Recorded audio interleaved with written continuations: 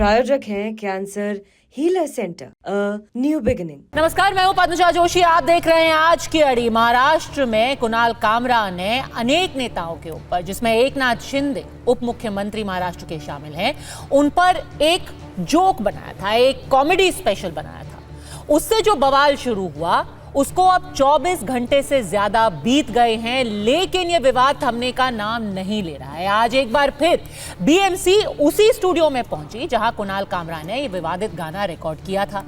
आज भी बीएमसी की टीम ने उस स्टूडियो के कुछ तथाकथित अवैध हिस्सों को तोड़ा। कल स्टूडियो के टेरेस पर बने हुए अवैध निर्माण को गिराया गया था। पुलिस ने एकनाथ शिंदे पर अपमानजनक कमेंट करने को लेकर के कुणाल कामरा पर एफआईआर तो करी रखी है। आज 11 बजे उन्हें पुलिस का समन्स दिया गया था कि आप आकर के हमारे सामने पेश होइए। कुणाल कामरा नहीं पहुंचे, ऐसी रिपोर्ट्स आ रही हैं कि उन्होंने 1 हफ्ते का वक्त और मांगा है। उनके खिलाफ अब एक नया समन जारी कर दिया गया है। उधर राज्य सरकार ने कहा है कि कामरा की कॉल रिकॉर्ड और वित्तीय लेन देन की जांच भी की जाएगी, उनके बैंक खातों को खंगाला जाएगा, क्योंकि शिवसेना का आरोप है कि जो कुछ कुणाल कामरा ने एकनाथ शिंदे के बारे में कहा है वो एक सुपारी लेकर के कहा है। उन्होंने शिवसेना यूबीटी उद्धव ठाकरे के इशारों पर यह पूरी कॉमेडी स्पेशल बनाई थी।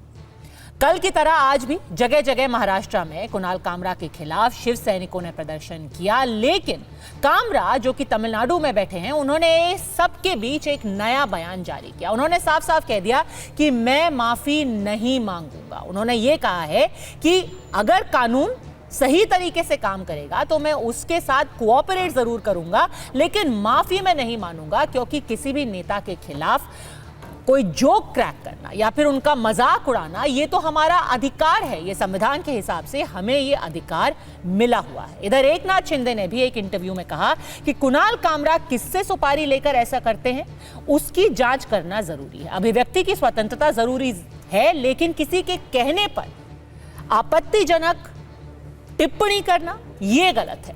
मैं स्टूडियो में तोड़फोड़ का समर्थक नहीं हूं, लेकिन यह कार्यकर्ताओं की भावना है। कार्यकर्ताओं में एक एक्शन का रिएक्शन होता है, इस सब का मैं समर्थक नहीं हूं, लेकिन जो आरोप लगाए जा रहे हैं, किसके कहने पर लगाए जा रहे हैं, इनका भी इन्वेस्टिगेशन करना जरूरी है। पैसा देके उन्होंने ये बातें कही है। उद्धव ठाकरे, संजय राउत के पास कोई आदमी बचा नहीं है, उनका कोई कार्यकर्ता बचा नहीं, उनमें हिम्मत ही नहीं है।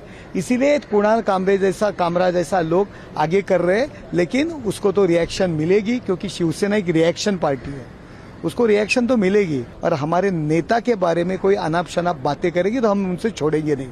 कुछ भी हो, कानून कायदा जो कुछ हो रही सजा होगी हम लोगों को होंगी, वो हम भुगतने के लिए तैयार है, लेकिन कुणाल कामरा महाराष्ट्र हिंदुस्तान में घूम नहीं सकता।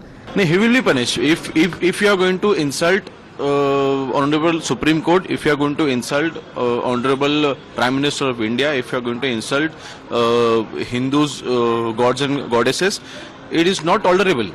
You cannot behave like this in Maharashtra or in India. As a comedian, we also enjoy comedy, but this is not kind of comedy which will be tolerated in Maharashtra. वो तो कंपेयर भी कर रहे हैं। दूसरी तरफ supreme court हो, नरेंद्र मोदी जी हो, योगी जी हो, या निर्मला सीतारमन हो और एकनाथ शिंदे साहब हो, वो किसी के भी बारे में इस तरह से बयानबाजी करता है, वो कॉमेडी शो में उनके बारे में टिंगल उनकी करता है, तो कानून तो कार्रवाई इसके ऊपर होगी, लेकिन हम लोग, हमारी सेना उससे हमारे स्टाइल में ही जवाब देंगे। चाहे कुछ भी हो जाए, हम भी उससे गुप्ता के बल पे ये राज्य घटना है, ये उसको मनवा के ही रहेंगे। और कुछ भी किया उसने तो भी उसको माफी मांगना जायज होगा। हमारा ये गुप्ता के बल पे इस सरकार के सामने आएगा। तो हर कोई अपनी तरफ से कह रहा है कि हम हिंसा का समर्थन नहीं करते हैं, पर फिर भी दबी जबान में ये जरूर याद दिला देते हैं। खास तौर पर जो शिवसेना के विधायक हैं, बार बार ये कह रहे हैं कि माफी तो मांगनी पड़ेगी। उन्होंने 24 घंटे का वक्त कुणाल कामरा को दिया है, नहीं तो शिवसेना अपने तरीके से उनको सबक सिखाएगी। इन्हीं बयानों के आधार पर विपक्ष ने अब सरकार पर सवाल उठाया है कि क्या महायुति की सरकार में लोकशाही चलेगी या फिर ठोकशाही चलेगी। आपके अभिव्यक्ति की स्वतंत्रता किसी दूसरे पर व्यक्तिगत प्रहार करने के लिए नहीं हो सकती है। दुर्भाग्य है कि कुछ लोगों ने देश का चीरहरण करना, विभाजन की खाई को और चौड़ी करने के लिए इस अभिव्यक्ति की स्वतंत्रता को अपना जन्मसिद्ध अधिकार मान लिया है। गलत है तो कोर्ट में जाए, कोर्ट से कुछ निर्णय आता है तो वो कार्रवाई होनी चाहिए। किसी को जुबान को आप बंद नहीं रख सकते। सरकार है तो सरकार के टीका भी सहन करने की उसमें शक्ति होनी चाहिए। वो हंसने के लिए, हंसाने के लिए अगर कॉमेडी किया है तो सरकार ने हंस के टाल देना चाहिए था। और कंगना जी ने हमारे नेताओं के बारे में बहुत इससे भी गलीच्छ बात की, तब उसको अभिव्यक्ति स्वतंत्र कहा गया।